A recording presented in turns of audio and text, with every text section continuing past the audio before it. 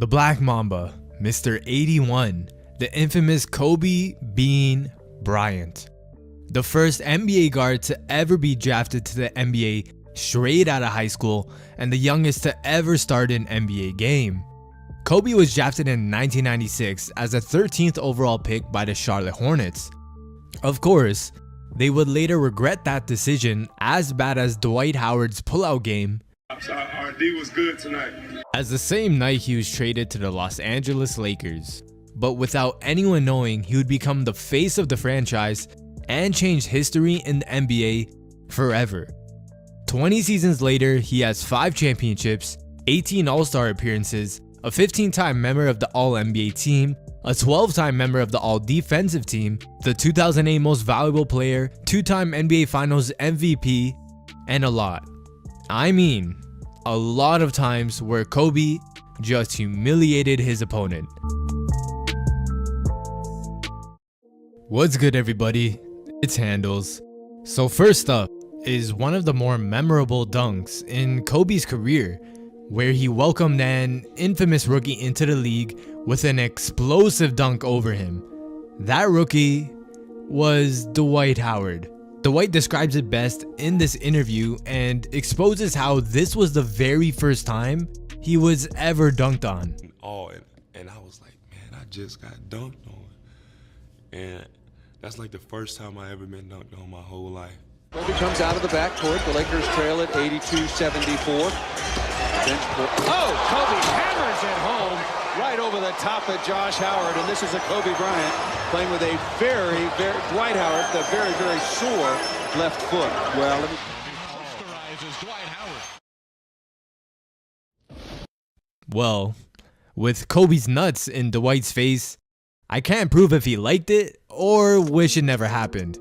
But in all seriousness, you can see the pain in Dwight's face as he becomes Kobe's dunk victim. But it starts with the D. When I was talking to him, Doc Rivers felt that Josh Smith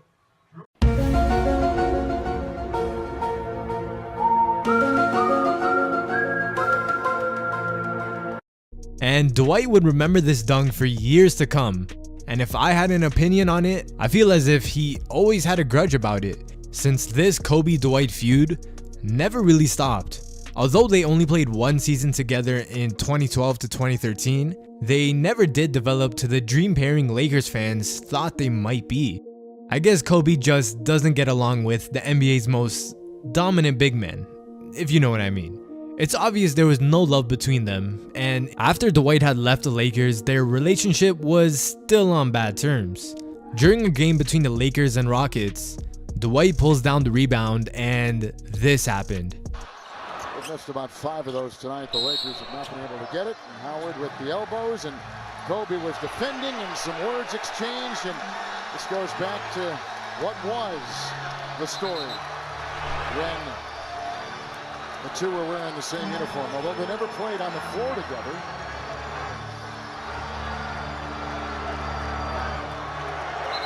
I love it. Little bad blood's always good, huh? Yeah, it's all good. I mean, comments coming out from Dwight Howard saying he wasn't scared of Kobe, and Kobe being very demanding as a teammate. Well, obviously, pro-Laker crowd here and pro-Kobe. This guy. He can't be. Yes, Dwight throws a couple elbows, and it sparked a clip we'd remember for years to come. Yeah, Dwight, now looking back on it, said he hated Kobe for years for calling him soft, but only because he looked at it the wrong way. After Kobe's retirement, he explained that the rift was nothing personal, but simply came to be because he wanted more out of Dwight back then. Back in 2015, the Mamba injured his shoulder that kept him out of action for a long time. The major torn rotator cuff needed surgery, which meant that Kobe could not even sit on the bench. The Lakers team was losing, and losing bad. They were on an 8-game losing streak and finally broke it with a win against Boston. The team was very happy about it, but Kobe, he probably had the funniest reaction of all. Okay. So the Lakers had an 8-game losing streak. They beat the Celtics. Overtime, great. This is from after that game. This got interesting. We'll come back to Force Hotel. You got the friends here. You feel me? We back in the building. Y'all thought we was gone. My man Jay Lynn was doing his thing. Jay Hill doing his thing. Nick out there hitting his free throws. You know how he do it. You know, Jay Lynn going to the basket like it ain't nothing to it but to do it. You know what I'm saying? Hey, Mike, man, you got a nice suit on today, too, man. Appreciate that, Swag. You got Men's Warehouse. Now, would that happen if you were there? Would there be a celebration?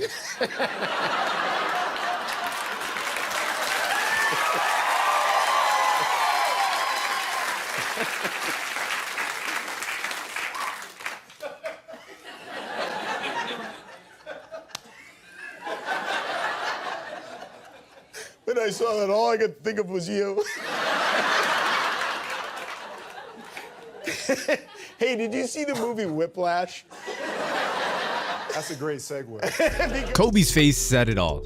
The Mamba, like nothing of the sort, he was never one for premature celebrations. It reminds me of the time when the Lakers went 2-0 in the finals. He would never celebrate because the job isn't finished. Still waiting for a big smile out of you. You're up 2-0. What's the story? Are you not happy, or you're only half happy, or Still to be happy about. you're up 2-0? Job's not finished. Job finished? I don't think so. When you become the best, you're going to have people trying to shut you down. And one of those people were named Ruben Patterson. You may remember him, maybe not, but the thing I remember him most for was for what he proclaimed himself as.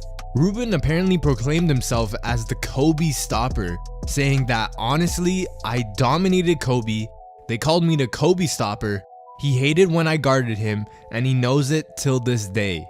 I don't know why Ruben thought he could say that and think Kobe, wouldn't go and kill him every time they played. Fast forward, and it was time for Ruben and Kobe to match up. It was the final game of the 03-04 season, and this game was kind of important to the Lakers because if they won, they would clinch their division and the top seed in the West. If they lose, they tie with the Kings and get the second seed. The Trailblazers, on the other hand, this game was everything. If they win, they clinch a playoff spot, and if they lose, well, their season's over. The game starts with the Mamba being the Mamba, and Ruben just watching from the bench. And when Ruben came in, Kobe kept at it as if Ruben wasn't even there. Embarrassingly enough though, Ruben got switched off of him, and the Blazers decided to throw another body at Kobe to try and slow him down. Just think about that for a second. Ruben Patterson, known for just his perimeter defense, he was not an offensive threat and was just switched off of Kobe for his poor defense. Kobe had just basically decimated his value, but as the game went into the fourth quarter, the Lakers were down 7, and after a few back and forths, the Trailblazers were up by only 3 with 8 seconds left to go. And with Ruben on Kobe for the final possession, this is what happens. Bryant out top against Patterson. Kobe cannot get Patterson in the air. A wild three, hit it.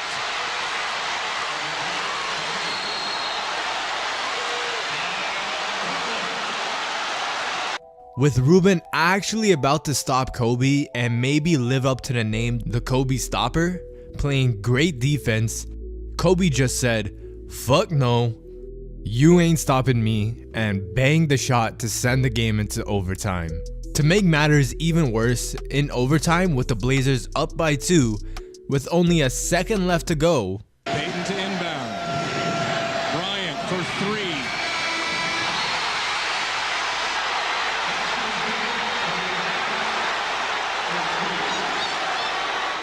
yeah, Kobe hit the shot over Ruben again, making the Blazers miss the playoffs and while them clinching the first seed.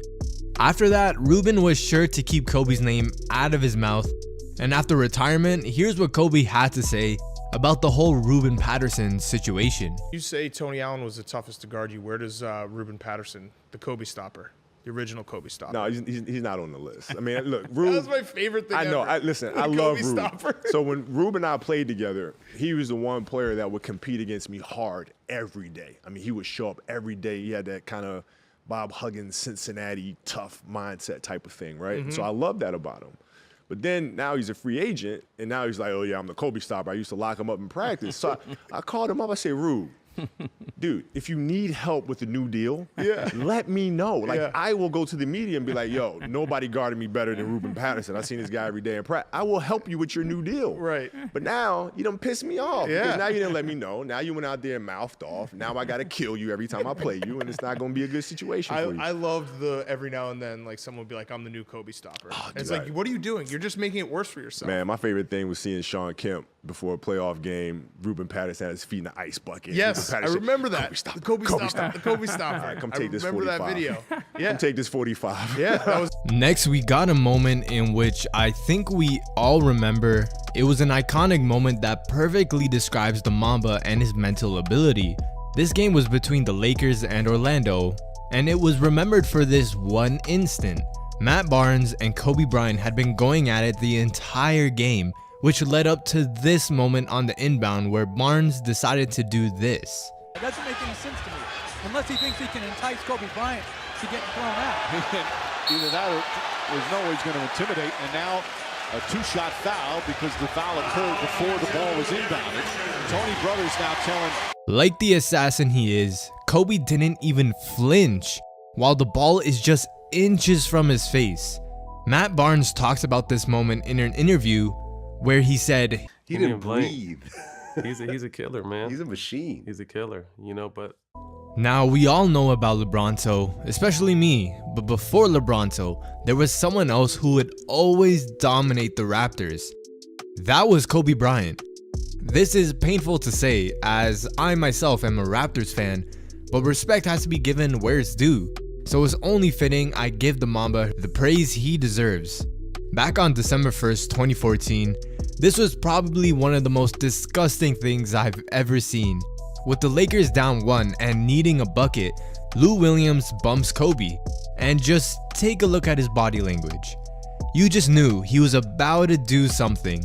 And yes, he did something that has been engraved in my head ever since I saw it live. Kobe Bryant makes a baseline move, crossover, step back, good, and a foul.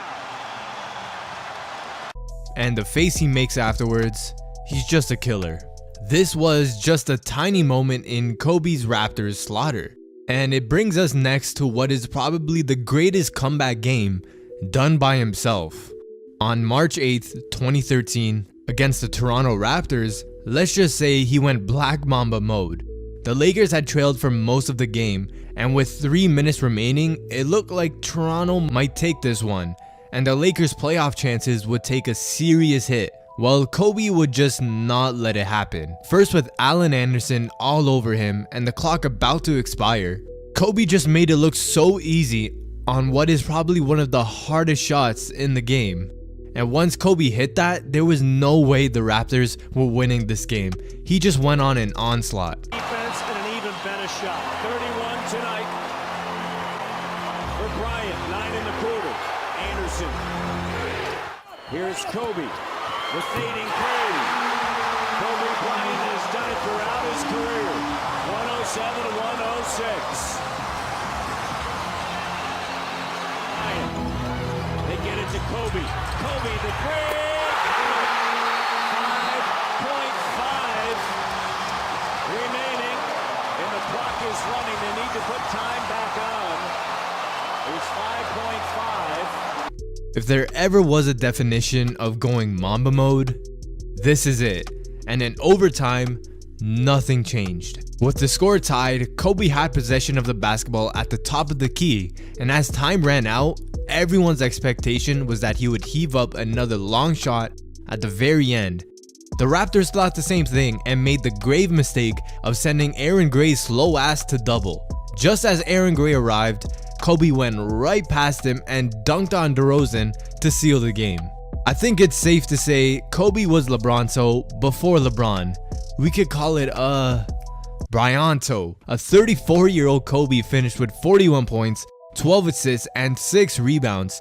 Dwight Howard scored 24 points, and Steve Nash scored 22 points that night, in what might have been the best game the Lakers ever played with the three of them on the court together. But this wasn't the first moment of Bryanto. We gotta go back to the most iconic game, the 81-point game against none other than the Toronto Raptors. So now you can see why this guy gave Raptor fans nightmares for years to come. And who was the majority of the points scored on? Jalen Rose. I guess Kobe never forgot about the time when Jalen purposely injured him in the 2000 finals. Kobe went from missing most of game 2 and all of game 3 with a sprained ankle. Kobe Bryant.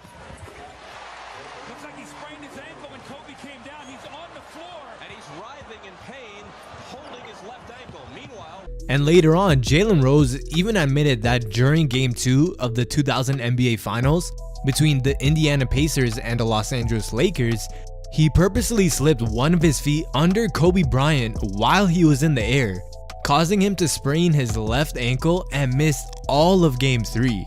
Kobe Bean Bryant goes up for a jump shot on the right wing. I contest the jump shot. Kobe lands on my foot. Did you put your foot underneath him on purpose? He hobbles off, and he actually misses the next game. Now, if it was up to me, in the finals, if it was up to me, he should have just missed the whole series. I would have a championship ring. Okay.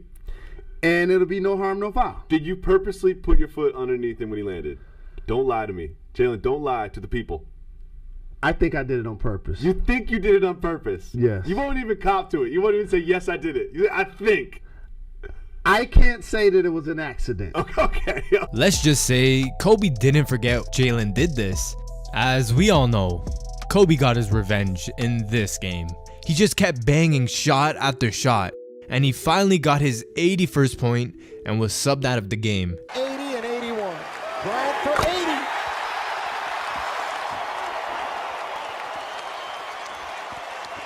Did I miss anything while I was gone? Just another one in many. Oh, okay. Kobe Bryant, 28 for 46 from the field. This would be 18 for 20 from the line and an 81-point game.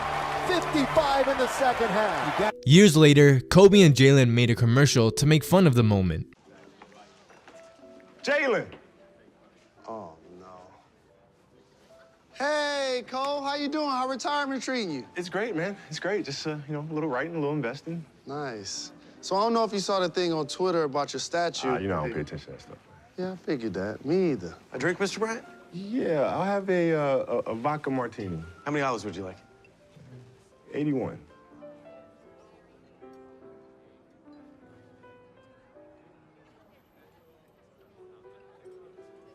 Really? Nah, man, I'm just playing. Just 2. Joke for him. He gets it. Kobe is just a killer, man. Anyways, guys, that's the video for today. I hope you all enjoyed it. It's been Handles, and until next time.